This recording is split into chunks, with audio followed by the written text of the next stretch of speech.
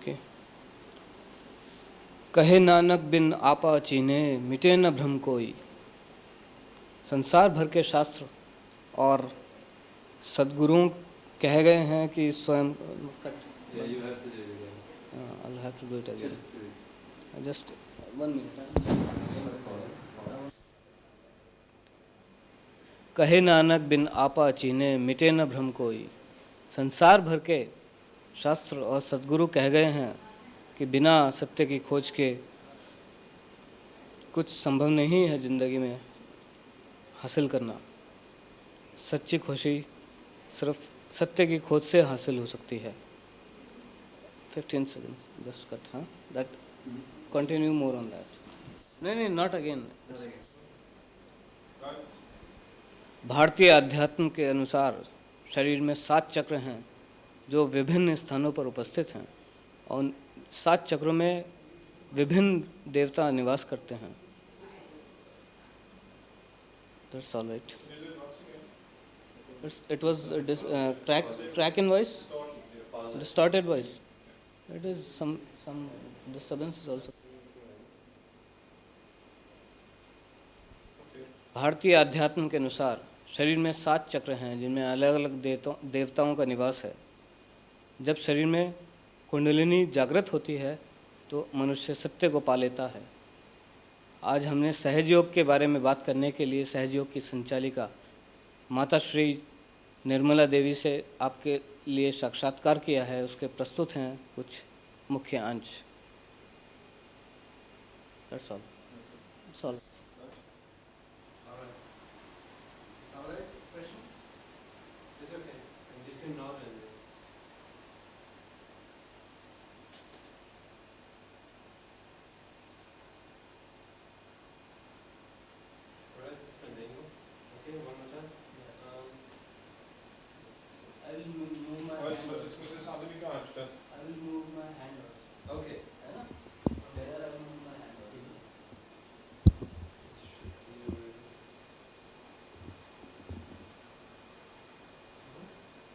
Can't go further on because mother would be already there. Tell me, man. All right. Yeah. We did stuff.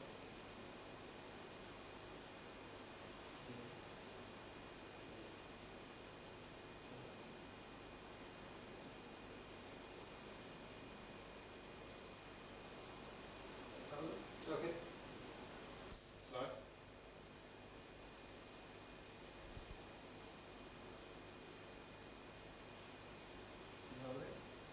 Wait. Okay.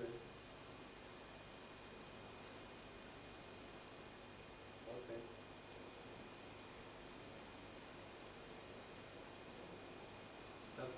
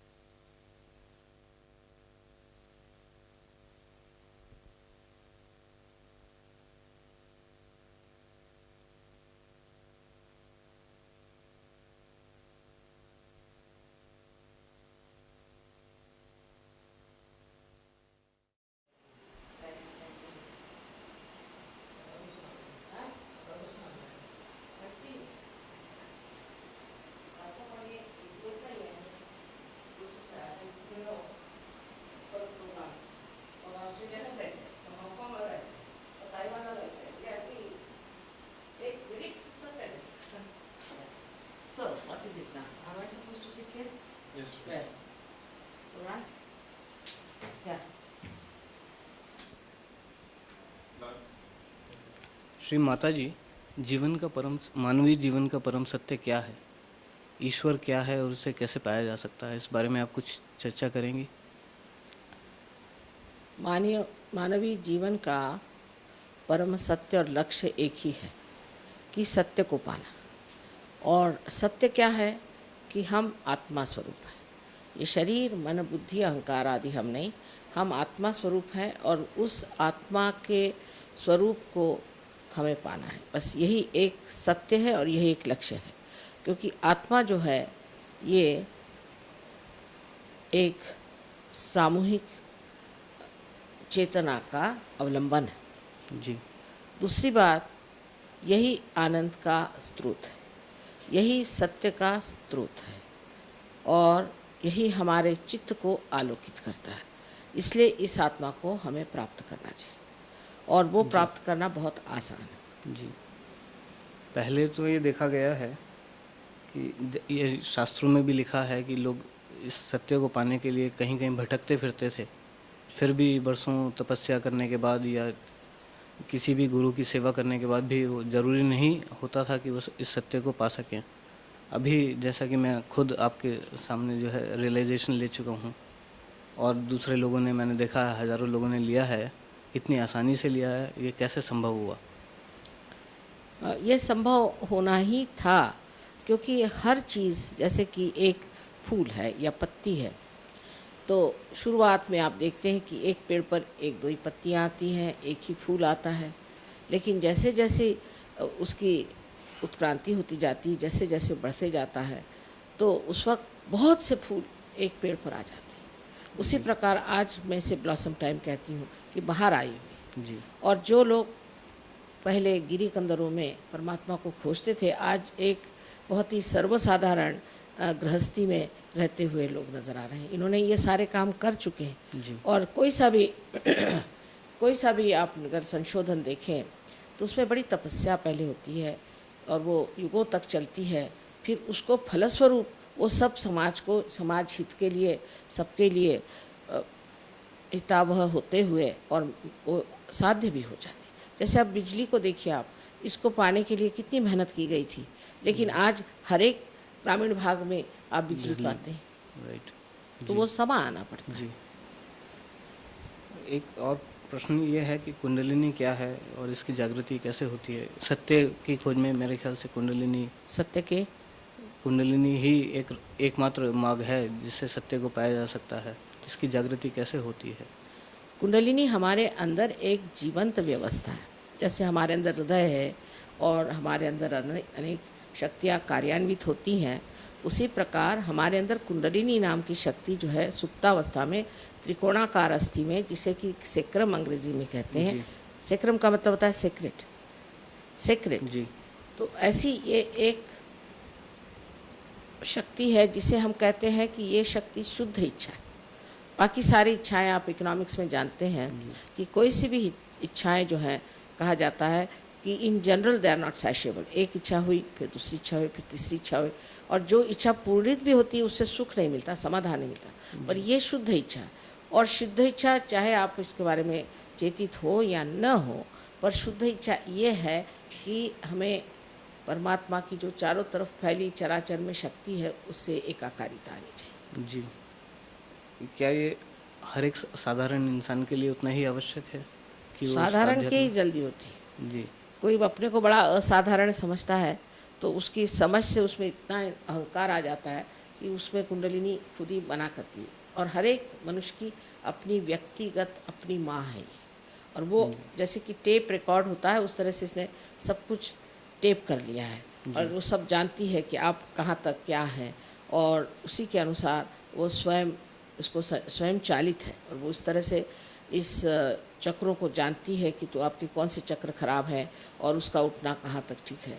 कुछ लोगों में तो मैंने देखा है कि उनके असामाजिक व्यवहार के कारण, उनकी स्वार्थ के कारण, उनके धर्मांधता के कारण और कभी कभी उनकी दुष्टता के कारण कुंडलिनी एकदम हताहत दुर्बल हो करके जैसे कोई बड़ी जख्मी शक्ति की तरह पड़ी रहती है। उसको उठाना बहुत कठिन होता है। जी। मैंने ये देखा है, जैसे मेरे देहरादून के श्री अरुण गोयल हैं, उन्हें ब्लड कैंसर था। यहाँ पे मैंने बहुत लोगों को देखा कि उन्हें बड़ी गंभीर बीमारियाँ थी, मगर अब नहीं हैं, और वो मेडिकली तो पॉसिबल नहीं था। तो ये इस सहज योग के द्वारा ये किस प्रकार संभव है? कुंडलिनी जब जागृत हो जाती है तो वो हमारे 7-6 चक्रों में से गुजरती है, जी। और ये शक्ति जब इन 6 चक्रों में से जाती है तो उसके अंदर बसे हुए जो उन चक्रों के अधिष्ठित देवता लोग हैं वो जागृत हो जाते हैं, और वो अपनी शक्ति को प्रदान करते हैं, और उस शक्ति से मनुष्य ठीक हो जाता है। अब ये कि आजकल के युग में कोई देवता की बात करे तो लोग उसे समझ नहीं सकते, पर जो है सो सत्य मैं आपसे बता रही हूँ। जी। सहज योग में लोग कूल ब्रीज या चैतन्य लहरियों की बात करते हैं, ये क्या चीज़ है? ये कैसे अनुभव होता है इसका साधारण जन को? असल में हमारे चारों तरफ चराचर में, अणु रेणु में, हर जगह ये चैतन्य फैला हुआ है। जी। और ये परम चैतन्य जो है ये परमात्मा की शक्ति कहिए या आदिशक्ति की शक्ति है, और ये शक्ति बहुत सूक्ष्म शक्ति है जो हर चीज़ को चलाती। हम लोग तो बहुत सी चीज़ें बस मान ही लेते हैं, जैसे कि एक बीज है, उसको हम माँ के उदर में डालें तो उसमें से हज़ारों पेड़ कैसे निकल आते हैं। कोई सी भी जीवंत क्रिया कैसी होती है, सारी जीवंत क्रिया यही शक्ति करती है। और हमारे अंदर भी जो स्वयं चालित शक्तियाँ हैं, जैसे कि हमारा हृदय, हमारी पाचन क्रिया आदि जो है, वो भी सब यही शक्ति कार्य करती है। सो इस शक्ति को हम लोग सिर्फ मान लिया है, और साइंस से हम सिर्फ जो कुछ बाह्य में है वो देखते हैं, लेकिन जो अंदर उसके सूक्ष्म शक्ति है उसके लिए आपको सूक्ष्मता में उतरना पड़ेगा। जी। आध्यात्मिक शास्त्रों में लिखा है कि desire should be pure desire. Pure desire, ये प्योर डिज़ायर क्या होता है? What is pure desire? शुद्ध इच्छा और इच्छा, इसमें इच्छा जो है मनुष्य की, मैंने आपसे बताया कि कोई सी भी इच्छा जो होती है जो पूरी थी नहीं होती, जी। वो शुद्ध कैसे हो सकती? क्योंकि अगर वो शुद्ध होती तो उससे कोई तो समाधान होता, पर नहीं होता है, फिर दूसरे पे हम करते हैं। पर शुद्ध इच्छा ऐसी चीज़ है कि उससे आपका संबंध उस चराचर की शक्ति से हो जाने के कारण, जैसे कि इसमें अब आपके ये कनेक्शन है, जब तक आप इसको मेन से नहीं लगाइएगा, आप कुछ भी कर लीजिए, इसका कुछ मन नहीं भरने वाला। इसी प्रकार की चीज़ समझ लीजिए कि आप जब मेन से लग गए तो आप पूरी तरह से समाधान में आ जाते हैं। इतना ही नहीं, लेकिन आपका चित्त इतना आलोकित हो जाता है कि आप स्वयं पे आश्चर्य करते हैं कि मैं ऐसी कौन विशेष चीज़ है। जैसे मान लीजिए कोई देहात में आप गए और वहाँ आप टेलीविज़न ले गए और कहने लगे कि इसके अंदर सब तरह के आप सुंदर सुंदर नृत्य वगैरह देख सकते हैं, सारी दुनिया की चीज़ें देख सकते हैं, तो कोई देहाती कहेगा कि बेकार की बातें करते हैं, इस डब्बे में क्या आएगा। पर जब आप उसको मेन से लगा देते हैं तो खुद ही हैरान होता है। इसी प्रकार हम भी एक उत्कृष्ट कंप्यूटर हैं, हम उत्कृष्ट एक टेलीविज़न है। जो कुछ आपने बाहर बनाया उससे बहुत ही कहीं अधिक कार्यशील और उत्तम ऐसा हम लोगों का साधन है, उसको इस्तेमाल करना चाहिए। जी। एक और बात यह है कि जैसे मैंने अभी देखा है कि बहुत लोग पहले इस सहज योग में आने से पहले शराब पीते थे या सिगरेट पीते थे। ये जो सेमिनार हो रहा है, इसमें ना तो मैंने किसी को भी, इतने हज़ारों लोगों की गैदरिंग में किसी एक को भी सिगरेट पीते नहीं देखा है। ये आप कैसे एक्सप्लेन करेंगे? हाँ, एक रात में ही छोड़ के खड़े हो जाते हैं। उसकी वजह ऐसी है कि जब आपकी आत्मा की जागृति हो जाती है तो आपके अंदर प्रकाश आ जाता है। जैसे कि समझ लीजिए हम आपसे कहें कि आपने हाथ में एक सांप पकड़ा हुआ है और अंधेरा है, आपको दिखाई नहीं दे रहा, तो आप कहेंगे नहीं ये सांप नहीं, ये तो एक रस्सी ही है, और आप मानेंगे ही नहीं हम जितना भी कहेंगे ये रस्सी नहीं, ये सांप है। पर अगर आप में प्रकाश आ गया तो आप स्वयं ही उसको छोड़ देंगे एक क्षण में, और आप बहुत शक्तिशाली हो जाते हैं। उस शक्ति में प्रेम है, ये विशेष बात है। बहुत आप कहना चाहिए कि आप बहुत डायनामिक हो जाते हैं, पर उसी के साथ आपके अंदर अत्यंत प्रेम बहने लग जाता है। जी। एक और बात जो मैं आपसे बहुत ज़रूरी रूप से पूछना चाहता हूँ, ये है कि क्या साधारण जीवन जो है सिर्फ अच्छा होना काफ़ी नहीं है? उसे हर एक साधारण आदमी को आध्यात्म में उतरना उतना ही आवश्यक है जितना कि जो लोग प्योर डिज़ायर रखते हैं उनके लिए है? अपने जीवन में जो आदमी सोचते हैं कि हम अच्छा ही कर रहे हैं और हम ठीक से रह रहे हैं, तो उस पर मैं ये कहूँगी कि जो कुछ भी वो करते हैं उसमें एक तरह से उनके अंदर अहंकार ज़रूर जागृत होता है। और इसीलिए कृष्ण ने कहा कि सब कर्म करके तुम मेरे ऊपर छोड़ो, मैंने अकर्म में उतरूँ। ये सिर्फ आत्म साक्षात्कार के बाद हो सकता है। और दूसरी बात उन भक्ति के लिए भी कहा है, बहुत एक ही शब्द पे नचाया है, अनन्य, कि जब दूसरा नहीं होता है ऐसी आप भक्ति करिए, ये भी आत्म साक्षात्कार है। इसलिए जो रोज़ के जो जीवन में हम सोचते हैं हम अच्छा काम करते हैं, ये सिर्फ हमारी बौद्धिक समझ है, इससे परे नहीं। लेकिन केवल सत्य तो सिर्फ आप आत्मा से ही जान सकते हैं कि ये केवल सत्य है। इसीलिए सहयोग में आप देखिए हर आदमी वही बात कहेगा, कोई ऐसा नहीं होगा कि एक आदमी एक बात कहेगा दूसरा आदमी दूसरी बात कहेगा, कोई वाद विवाद का सवाल ही नहीं आता है, एक दूसरों का मज़ा उठाने के सिवाय कुछ और होता ही नहीं। जी,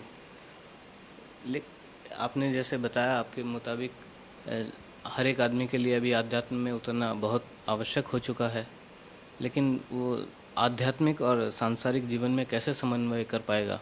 वो बहुत ज़्यादा हो जाता है, क्योंकि परिवर्तन आ जाता है, मनुष्य में परिवर्तन आ जाता है, उसके अंदर का अहंकार ढल जाता है, उसके अंदर में जो कुछ उसमें कुसंस्कार हैं, कंडीशनिंग्स हैं, वो गिर जाती हैं, और मनुष्य एक स्वस्थ, एक बहुत प्रेममय और एक बहुत ही समझदार, वाइस जिसको कहते हैं, इस तरह का इंसान बन जाता है। तो ऐसे आदमी के साथ जीवन बिताना तो बड़ी मज़े की चीज़ है जी। और इससे बच्चे भी बहुत अच्छे हो जाते हैं और आपस के संघर्ष कम हो जाते हैं। संघर्ष इसलिए आते हैं क्योंकि हम अज्ञान में, अंधकार हो उस वक्त सब लोग बैठे रहते हैं, उनको ये नहीं पता कि हमारा एक दूसरे से रिश्ता ही क्या है। अगर वो चलने लग जाए तो चारों को अपने पैर से कुचल देंगे, किसी को गिरा देंगे, किसी को मार देंगे, पता ही नहीं चलेगा। पर अगर जब प्रकाश आ जाएगा तो वो देखते हैं कि ये यहाँ, हम यहाँ, हमारी ये जगह, उनकी वो जगह, कोई किसी की भी स्वतंत्रता को किसी का आक्रमण नहीं करता। जी, अब हम ये मान लेते हैं कि हर साधारण इंसान ये समझ गया है कि उसे आध्यात्म में उतरना है, इसके लिए उसे किसी गुरु की ज़रूरत होगी, तो वो मिथ्या गुरु या सत्य गुरु, सद्गुरु, इसमें कैसे पहचान कर पाएगा?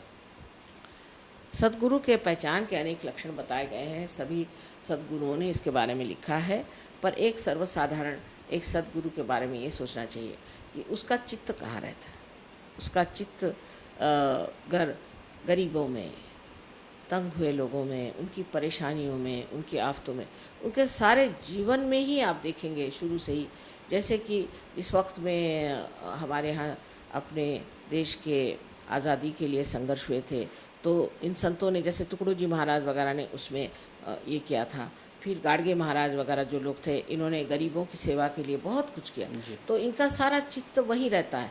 और रईस लोग और बड़े सक्सेसफुल लोग और बड़े, जिसको कहना चाहिए कि यशस्विता के चरम सीमा पे पहुँचे हुए लोग, जो राजकारण में बड़े ऊंचे पहुँचे हुए लोग हैं, उनसे दूर भागते हैं जी। उनसे चाहते हैं कि उनसे दूर ही रहें, और उनसे कोई उनको मतलब नहीं रहता। उनको मतलब उन्हीं लोगों से रहता है कि जो बिल्कुल बहुत नीचे स्तर पे हैं, जो बहुत दुखित हैं और उनके लिए बहुत दुखी भी रहते हैं। ये एक पहली पहचान तो ये है। दूसरा ये कि जो सद्गुरु होता है उसको आपके पैसा या आपकी कोई सी भी दुनियाई चीज़ में कोई भी इंटरेस्ट नहीं होता, कोई इंटरेस्ट नहीं होता। वैसे भी उसको पैसे की बात समझ ही में नहीं आती जी, कि पैसा क्या चीज़ है, बैंक की क्या चीज़ है, बिल्कुल इकोनॉमिक समझ ही में नहीं आता उसको। और वो बहुत दानी होता है, जो चीज़ हाथ में आए वो दान करते जाता है। हमारे घर में तो सब लोग डरते ही रहते हैं कि एक दिन ये सारा घर ही दान कर देंगे सब। हमारे घर वाले तो बहुत घबराते हैं हमसे कि इन्होंने न जाने कितनी चीज़ें दान कर दी, अब ये और क्या करने वाली हैं। जैसा कि अभी देखने में आ रहा है कि पश्चिम में तेज़ी से राजनीतिक परिवर्तन हो रहे हैं, मार्क्सवाद एकदम ख़त्म हो चला है और टूटने लगे हैं ये देश। इसमें एकदम नए राजनीतिक समीकरण तैयार होने लगे हैं, चाहे वह देश चेकोस्लोवाकिया हो, रोमानिया हो या रूस हो। इसका ये सब एकदम से क्यों हो रहा है पूरे संसार में? आपको विश्वास नहीं होगा, लेकिन योगा सेमिनार रशिया में हुआ था।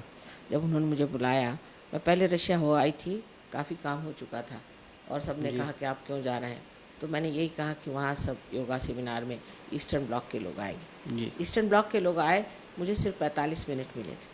30 मिनट तो मैंने सहयोग के बारे में बताया और 15 मिनट में उन लोगों का आत्म साक्षात्कार हो गया जी। और जैसे मैं हॉल से बाहर निकली, वो सब छोड़ छाड़ करके बाहर चले आए, कोई अंदर बैठा ही नहीं। फिर उन्होंने अपने एड्रेसेस दिए, उसमें सब इन्हीं देशों के लोग थे, क्योंकि ये सहयोगी थे। जैसे ये वापस गए तो वहाँ ट्रिगरिंग हो गया जी। ये जो होते हैं एक जैसे कि माध्यम हो जाता है, जो माध्यम। और हंगेरी के लिए मैंने यही कहा था कि अगर एक भी हंगेरियन सहयोगी हो जाएगा तो हंगेरी जी। स्वतंत्र हो जाएगा। जी। और आपको आश्चर्य है वो लगेगा कि जिस दिन एक आदमी हमारे यहाँ है उसके 8 दिन में हंगेरी के यहाँ डिक्लेरेशन। जी। और स्व का तंत्र जानना चाहिए, स्व का तंत्र जानना ही स्वतंत्रता है। और स्व माने आत्मा है। जी। अगर आपने स्व का तंत्र नहीं जाना जी। तो आप बेकार है। पर तांत्रिक और सहयोग में ऐसा अंतर है जैसे अंधेरा और प्रकाश, क्योंकि ये लोगों को कुछ मालूमात तो है नहीं, गलत सलत काम करते रहते हैं, झूठ बोलते रहते हैं, अंधश्रद्धा निर्माण करते हैं, लोगों को डराते हैं और बहुत ही ऐहिक चीज़ों के बारे में बातचीत करते हैं। और ये सारी भूत विद्या प्रेत विद्या है, यहीं तक कि सम्मोहन करना भी प्रेत विद्या और बड़ी दुष्ट चीज़ है। जो आदमी सम्मोहन करता है वो खुद ही बड़ी बुरी मौत मरता है, और जिस पे सम्मोहन करता है उसकी भी ज़िंदगी बड़ी बर्बाद हो जाती है। जी। कहीं ऐसा तो नहीं कि संसार जो है दोबारा पूंजीवाद की तरफ बढ़ रहा हो, क्योंकि मार्क्सवाद तो अभी ख़त्म हो चला है। ये दो एक्सट्रीम्स जो हैं, पूंजीवाद और कोई सी भी चीज़ एक्सट्रीम्स पे जाना यानी अपने संतुलन को खोना है। हमारे दिमाग में भी 2 लोब्स हैं, एक नहीं है, एक लेफ्ट में है, एक राइट में है। जी। तो जो आदमी बहुत ज़्यादा बाहर की ओर दौड़ता है, जिसे एक्सट्रोवर्ट कहते हैं, तो उसका एक ही लोब माने उसका लेफ्ट लोब ही डेवलप होता है, राइट नहीं हो सकता। तो उसमें असंतुलन आ जाता है। इसीलिए पाश्चिमात्य देशों में हम यहाँ बैठे बैठे नहीं समझ सकते जब तक आप जाकर न रहें, क्योंकि मैंने तो बहुत ही ज़्यादा सफ़र किया हुआ है। और हम देखते हैं कि लोग इतने शुष्क हो गए हैं, इतने इंसानियत से गिर चुके हैं, वो इंसानियत मालूम ही नहीं। इतना ज़्यादा वहाँ पर हिंसाचार है। भ्रष्टाचार इसलिए नहीं है कि वहाँ भय है, पर भ्रष्टाचार भी, डेमोक्रेसी भ्रष्टाचार के बगैर मानो चल ही नहीं सकती, ऐसा लगता है। फिर उन्होंने इतनी गंदी गंदी आदतें ले ली हैं, क्योंकि अहंकार से भागने के लिए ड्रग्स और ये एड्स और न जाने कितनी आफतों में फंसे हुए हैं। मैं तो देखती हूँ अमेरिका में अधिकतर लोग बहुत ही नर्वस हैं, और उनके सारे नर्व्स जो हैं वो बिल्कुल पूरी तरह से अब कहना चाहिए कि जर्जर हो गए, जर्जर हो गए। और जो बाकी के लोग हैं वहाँ पर उनको भी स्किज़ोफ्रेनिया, किसी को कुछ ऐसी ऐसी बीमारियाँ हैं कि हम हिंदुस्तान में इसे देखते भी नहीं। जी। तो उनमें क्या है कि संतुलन नहीं रह गया। तो जो लोग साइंस के पीछे में भागते हैं उनको पता होना चाहिए कि साइंस में मानवीय जीवन के लिए सिर्फ एक साधन मात्र है, वो सब कुछ नहीं हो सकता। उसकी अपनी भी परिसीमा है, उससे बाहर वो नहीं जा सकता। और सबसे बड़ी जो साइंस की खराबी वो ये है कि मनुष्य की जो इंसानियत है, जो उसकी ह्यूमैनिटी है, उसको नहीं छू पाता। जी। इसलिए एक साइंस के पीछे भागने वाला आदमी बहुत ही ज़्यादा क्रोधी, बहुत ही ज़्यादा अपने में ही समाने वाला और समाज की व्यवस्था बिगाड़ने वाला होता है। वहाँ का समाज इतना तितर बितर हो गया है कि आपको आश्चर्य होगा कि इंग्लैंड जैसे शहर, इंग्लैंड जैसे देश में माँ बाप अपने 2 बच्चों को, कम से कम 2 बच्चों को 1 हफ्ते में मार डालते हैं। और कुछ तो वहाँ ऐसे भी हुए हैं कि जहाँ बहुत से नातिने जो हैं और उन लोगों ने अपने ग्रैंड पेरेंट्स को मार डाला। अरे एक एक तरह तरह के उनके मारने के ढंग को सुनिए तो आप आश्चर्य करें, और उनको बड़ा मज़ा आता है। मैं जब लास्ट टाइम गई थी वहाँ लॉस एंजलिस, तो जिस रास्ते से मैं जा रही थी तो किसी ने बताया कि इस रास्ते पर गए हफ्ते में 11 आदमी मारे गए। मैंने कहा किस लिए? कहले कुछ नहीं, at the heck of it. अरे बस निकाली बंदूक, मार डाला। उनको इसी में मज़ा आता है, क्योंकि मनुष्य उसमें संतुलन सब खो जाता है। तो जिसके बाद जो सोचते हैं कि पाश्चिमात्य देश बहुत अच्छी हालत में है, तो ऐसा बिल्कुल नहीं, क्योंकि वहाँ पैसा ज़रूर है, लेकिन पैसा ही सब कुछ नहीं होता। पूंजीवाद के ओर जाने वाले लोगों को पता होना चाहिए कि पूंजी से ही सब कार्य नहीं। जी।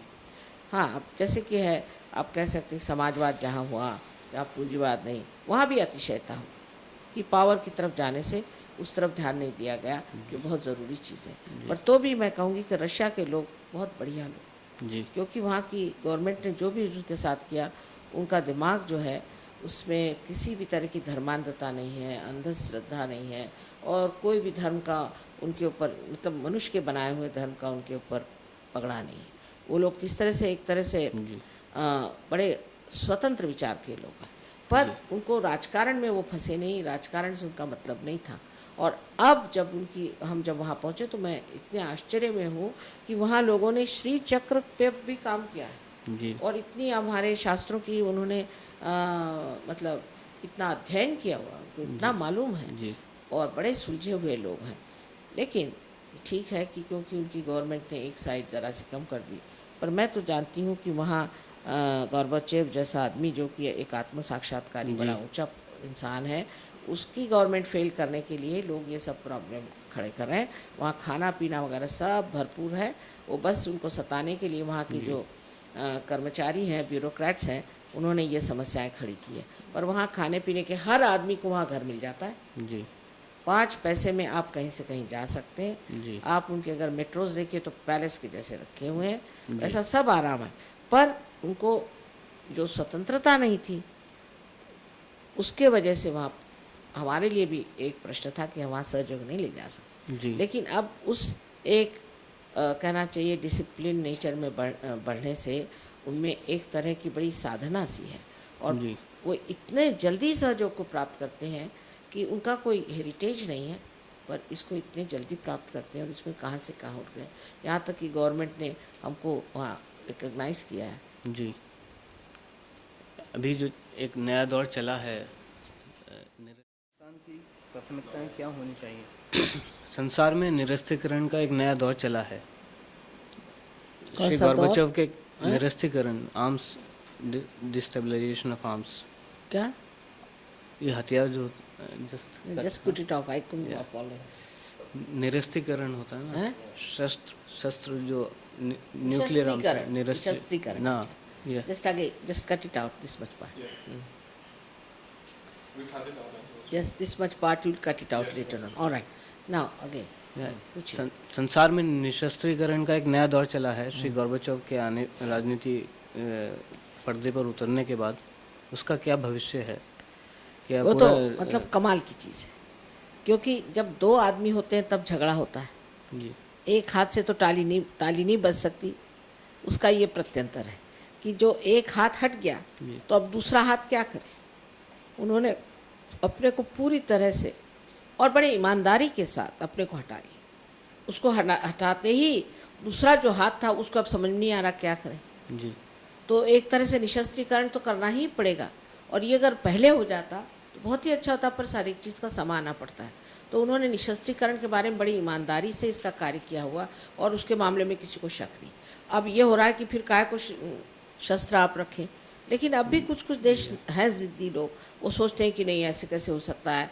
उनको अभी भी अपने संरक्षण के लिए सोचते हैं कुछ रखना चाहिए, पर कोई संरक्षण की ज़रूरत ही नहीं।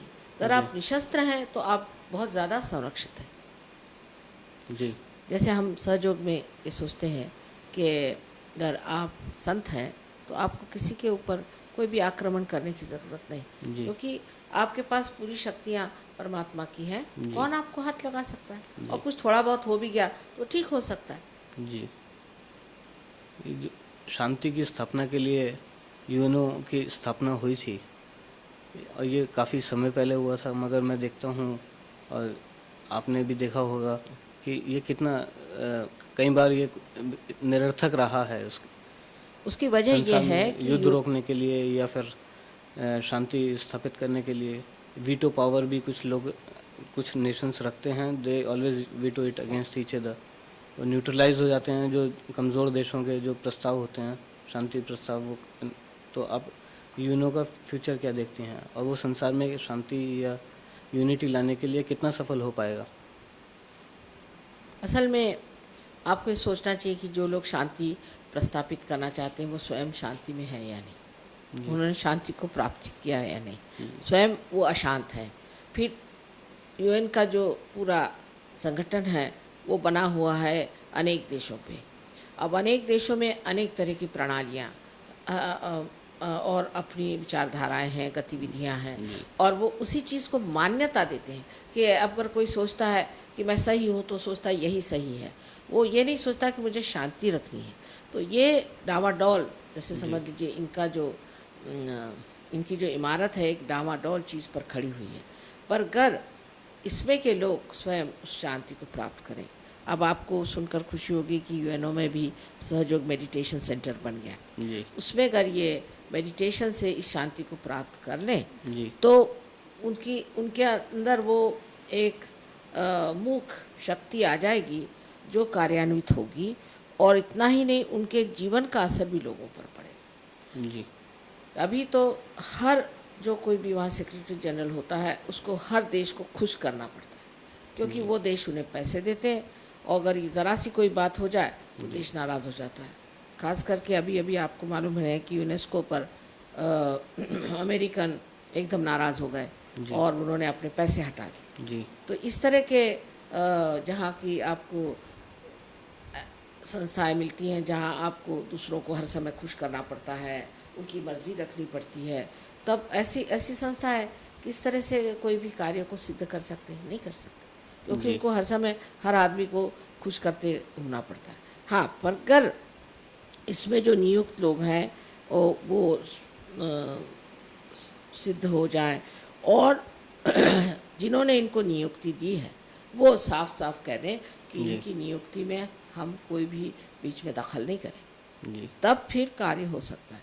उसके लिए सहयोग फैलना बहुत ज़रूरी है जी कि जहाँ जहाँ सहयोग फैला है वहाँ वहाँ लोग शांति में, आनंद में हैं, और वो चाहते हैं कि सबको ही शांति मिले। जी लेकिन जिनको यहाँ शांति के पुरस्कार भी मिलते हैं, बड़े अशांत लोग हैं। मैंने देखा है कि इनको शांति के पुरस्कार कैसे मिले पता नहीं, अंदर से तो इतने अशांत है, ऊपर से इनको शांति के पुरस्कार दिए जा रहे हैं। वह बड़े आश्चर्य की बात है। जी कुल कितने देशों में सहयोग फैल चुका है अब तक? अभी तो मेरे ख्याल से 36 देशों में है, हिंदुस्तान छोड़ करके, पर अब कहना चाहिए हिंदुस्तान मिला के, रशिया मिला के 38 नेशंस में हमारे बहुत जोरों में काम चल रहा है। इसमें पर ऐसे हर एक देश में है, सियरा निवाड़ा है, ये है वो है, ऐसे छोटी छोटी जगह बहुत है। और साउथ अफ्रीका में 2000 लोग सहयोग कर रहे हैं। जी ये बड़े आश्चर्य की बात है। बहुत आश्चर्य। जी राजनीति से ही संबंध एक और सवाल मैं पूछना चाहता हूँ, हिंदुस्तान की राजनीति से। हिंदुस्तान में भी अभी एक बहुत बड़ा राजनीतिक परिवर्तन आया है। पहली बार ऐसा लगा है कि लोगों ने एक क्लियर जो गवर्नमेंट के रूलिंग गवर्नमेंट के खिलाफ कोई क्लियर वो वीटो किया हो। नई सरकार हर जगह आई है, चाहे वो दक्षिण हो या उत्तर हो, हर जो रूलिंग पार्टीज़ थी उन्हीं के खिलाफ वोट दिया गया। और अभी लोग एक बिल्कुल नया पर्दा जो राजनीति का आया है, उसका वो भविष्य में किस रूप को वो धारण कर सकता है? मतलब हिंदुस्तान के लोग भ्रष्टाचार से हमेशा तंग आ जाते हैं, लेकिन भ्रष्टाचार से तंग आने पर भी जिन लोगों को उन्होंने सिलेक्ट किया है, जब तक वो इस सत्य को न जाने कि भ्रष्टाचार हटाने के लिए हमें यहाँ लाया गया है और हमें हर हालत भ्रष्टाचार हटाना चाहिए, और ऐसे लोग कि जो भ्रष्टाचार में रत हैं उन लोगों को बिल्कुल ही निकाल देना चाहिए, उनसे कोई संबंध ही नहीं रखना चाहिए। ऐसी अगर शुद्ध अगर हमारी व्यवस्था हो जाए तो अपना देश तो वैसे भी बड़ा सात्विक, बहुत ही धार्मिक और अत्यंत सुंदर देश है। ये तो योग भूमि है। अभी मैं आपसे बता सकती हूँ कि लाल बहादुर शास्त्री के प्रति लोगों को कितनी श्रद्धा है। जी और जब उनकी मृत्यु हुई थी तो मैंने देखा कि मिलिट्री वाले भी ऐसे रो रहे थे जैसे उनका बाप ही मर गया। वो भी अपने को किसी तरह से संभाल नहीं पा रहे थे। तो क्या उनमें क्या विशेषता थी कि वो देश प्रेमी थे, देश के प्रति नितांत उनको श्रद्धा थी, और वो जानते थे कि मेरा देश बहुत उत्तम देश है। और दूसरी बात ये है कि देश का पैसा खाना, लोगों का पैसा खाना और इस तरह की मतलब बहुत ही गिरी हुई बातें वो कभी सोच भी नहीं सकते। ऐसे आदमी थोड़े दिन आए जन संसार में, लेकिन उनका अभी भी नाम है, और प्रदेश में भी लोग उनको बड़ी श्रद्धा से देखते हैं। उनके प्रति किसी ने भी कोई उनके खिलाफत में आज तक एक शब्द नहीं किया। जी जैसा कि मुझे मालूम चला है कि आपने आज़ादी की लड़ाई में भी हिस्सा लिया और जेल भी गई, तो आज़ादी के बाद क्या आपने कभी राजनीति में आने की ज़रूरत महसूस नहीं की? राजनीति में आने की ज़रूरत महसूस नहीं की? असल में जब तक देश परतंत्र है, मैं महात्मा गांधी के साथ बहुत बचपन से थी। वो मुझे नेपाली कहते थे, और वो बहुत धार्मिक, बहुत अत्यंत स्वच्छ आदमी थे, बहुत स्वच्छ, ज़रा कड़क थे, लेकिन बच्चों के साथ बहुत प्यारे थे और मुझे बहुत ही प्यार करते थे। और वो खुद ही कहते थे कि जब तक हमें स्वतंत्रता नहीं मिलती तब तक हम आत्मा की बात नहीं कर सकते। और उनके बिल्कुल पूर्ण धारणा थी कि जब स्वतंत्र हो जाएंगे तो आत्मा का कार्य शुरू हो सकता है, और अगर आज वो होते तो सहयोग के साथ होते। लेकिन दुर्भाग्य ऐसा है कि वो है नहीं। और जिस वक़्त हमें स्वतंत्रता मिल गई तो हमने एक दूसरा ही स्वरूप ले लिया। ऐसे लोग आ गए कि जिनका हमने कभी नाम भी नहीं सुना था, जिन्होंने कोई कार्य भी नहीं किया था। हाँ, ये बात सही है कि उस वक़्त स्वतंत्रता के इसमें मैं पूरी तरह से थी। बहुत छोटी उम्र में ही मुझे पुलिसों ने बहुत सताया था, इलेक्ट्रिक शॉक्स दिए थे, मुझे बर्फ़ पे लिटाया था। जी। पर मैं जेल कभी नहीं गई, क्योंकि जी। मैं इधर उधर भागती रही घर छोड़ करके, जी। और काफ़ी कार्य मैंने किया। जी। जेल नहीं गए, पर मेरे माँ बाप बहुत जेल गए, उन्होंने बहुत त्याग किए और बड़े कमाल के लोग थे। कभी मेरी मदर जो थी वो कभी झूठ ही नहीं बोलती थी, और बेचारी 5 मरतबा जेल गई। हम 11 भाई बहन थे, और फादर भी हमारे, सब कुछ उन लोगों ने सेक्रीफाइस कर, और उनको कोई और चीज़ चाहिए ही नहीं थी, बस ये कि देश के लिए ये करना। हमने तो बहुत बड़े बड़े लोग देखे हैं जीवन में, और मैं सोचती हूँ कि दुर्भाग्य है कि हमारे बच्चे वो चीज़ नहीं देख पाते हैं जो हमने देखा। जी। ऐसा कहा जाता है कि स्वर्ग भी धरती पर है और नर्क भी धरती पर है। क्या ये वास्तविकता है या भ्रामकता है? या स्वर्ग और नर्क दोनों ही धरती पर हैं, ऐसा? बिल्कुल धरती पर है ही, लेकिन स्वर्ग की जो हमें कल्पनाएं हैं वो थोड़ी सी विकृत है, क्योंकि हम जो जिस सतह से उस बारे में सोचते हैं, वही सोचते हैं कि स्वर्ग का मतलब ये कि खूब खाने पीने को होगा, और उसमें मोटरें चलेंगी, और हम ऐसा होगा।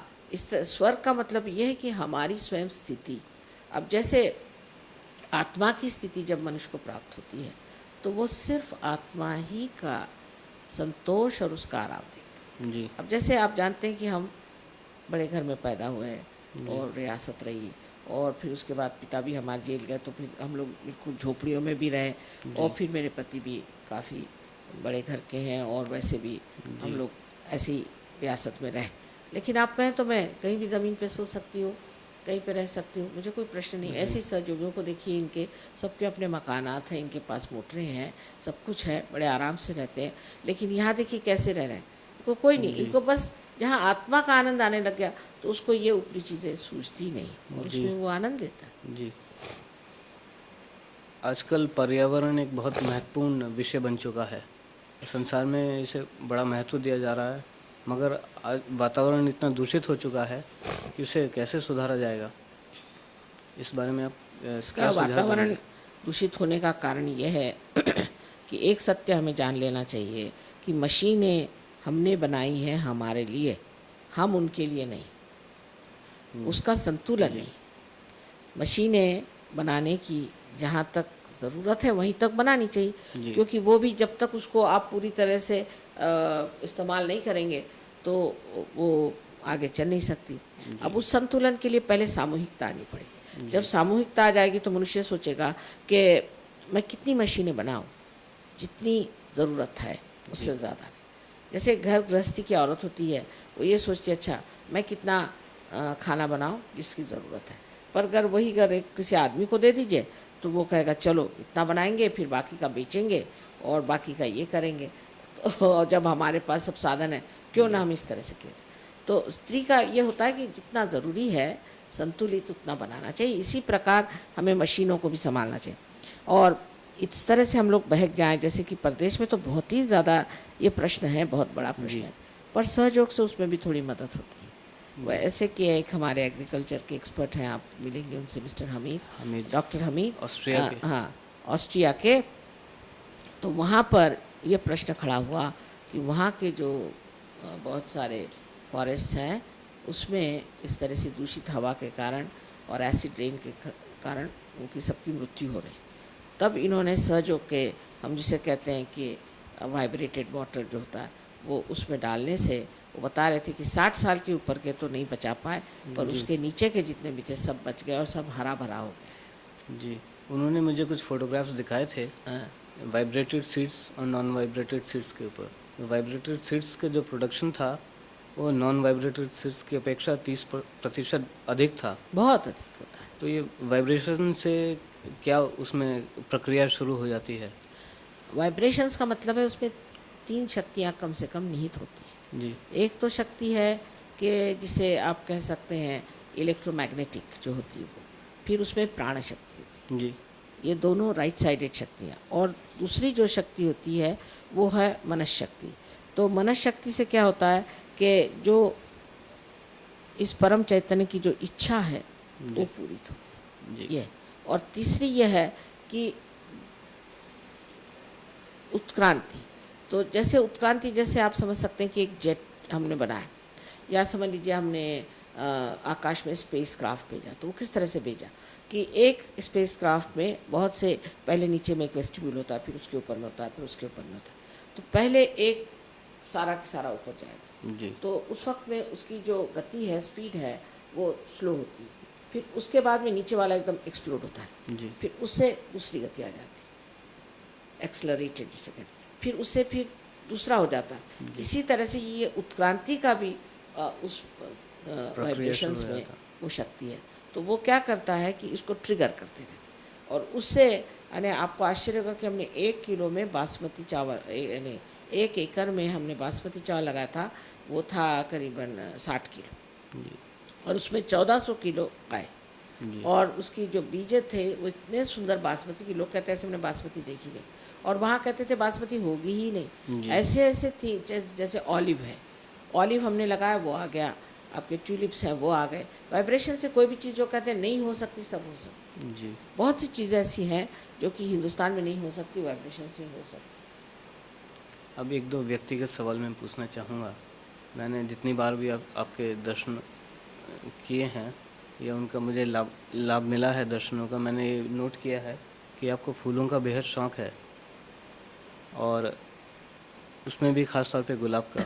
इसके नहीं, गुलाब का ऐसा नहीं, मुझे सभी फूलों से शौक़ है, पर मुझे सुगंध अच्छी लगती है, क्योंकि सुगंध जो है वो पृथ्वी का कॉजल है, जैसे कि जी कहना चाहिए कि उसी से पृथ्वी बनी हुई है।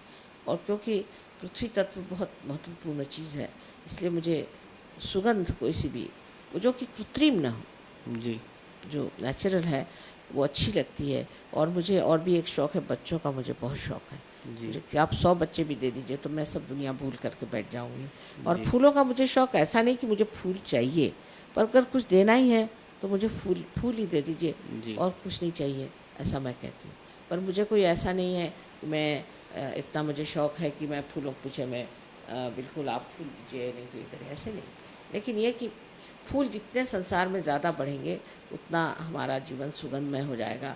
और फूलों से बहुत कुछ सीखने का भी है, जी कितना एक क्षणिक भर रहता है, लेकिन वो सबको सुगंध देता है और कैसी शोभा बढ़ाता है सबकी, जी उससे बहुत कुछ सीखने का है। और जी। फूल जो है ये एक चरम सीमा में पहुंचा हुआ एक पेड़ का एक प्रतीक है, जी और उस फूल ही से फिर फल बनते हैं, इसलिए ये बड़ा प्रतीक रूप भी है। और आप जानते हैं कि सारे जितने भी आध्यात्मिक लोग हो गए, उनको फूलों से बहुत प्रेम रहा है, जी और निसर्ग से भी बहुत प्रेम रहा।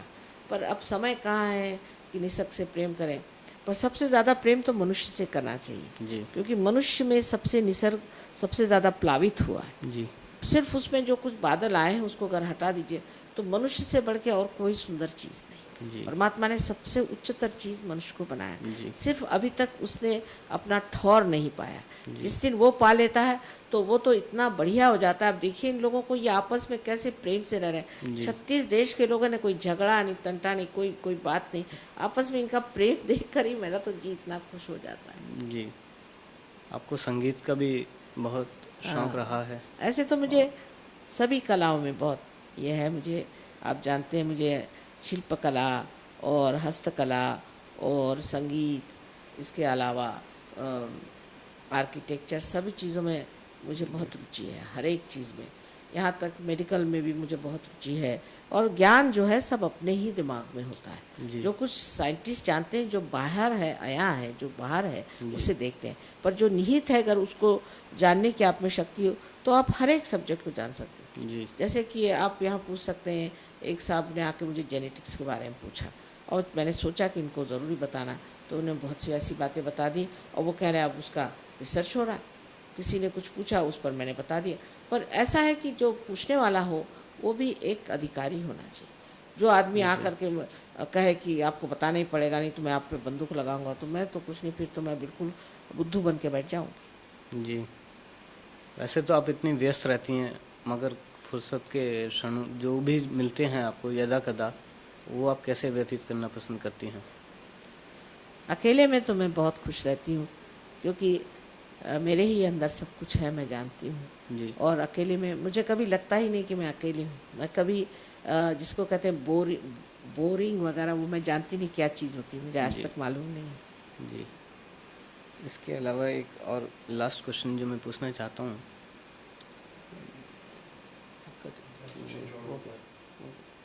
We have a few minutes. About 4 minutes? 2 minutes. 3 minutes? हाँ, चलो पूछ लो।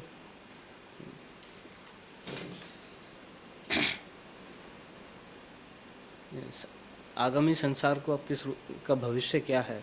जो संसार अभी आने वाला है, पूरा उसका भविष्य क्या रहेगा? आने वाले वर्षों में संसार क्या रूप रखेगा, धरेगा? मैं तो सोचती हूँ कि कलयुग खत्म हो गया अब, और उसकी जगह कृतयुग आ गया है, जी। और उसका प्रकाश फैल रहा है। कृतयुग का मतलब है जहाँ ये परम चैतन्य कार्यान्वित हो, जी। वो कृतयुग शुरू हो गया। और उसके बाद अब सत्ययुग बिल्कुल दरवाजे पर खड़ा हुआ है। उसका वर्णन करना, उसको समझना मनुष्य के बस का तब होगा जबकि वो आत्म साक्षात्कारी होगा। जी। मुझे तो लगता है कि इन सहयोगियों को जब मैं देखती हूँ, लगता है सत्ययुग ही है, ये जी। तो वैकुंठ ही है, ये द्वारिका है, और लगता ही नहीं कि इससे बाहर कोई चीज़ है।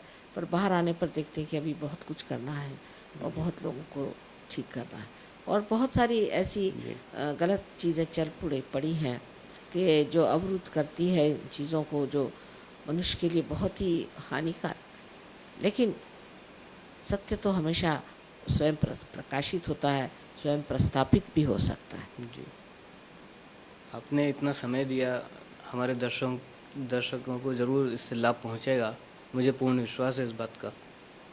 और मैं चाहता हूं कि आप उनके लिए कोई अपने मन से कोई एक संदेश कहें अंतिम कुछ शब्दों में, तो अच्छा रहेगा। एक ही संदेश तो एक ही है मेरा, छोटा सा, कि अपनी आत्मा को जानो, अपनी आत्मा की शक्ति को जानो। आप ही की अपनी शक्ति है, और मेरा इसमें कोई लेना देना नहीं बनता।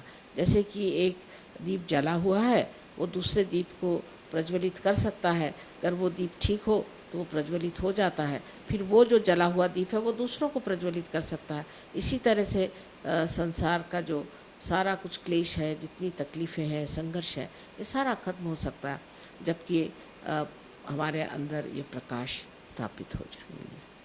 बहुत बहुत धन्यवाद माता जी आपका।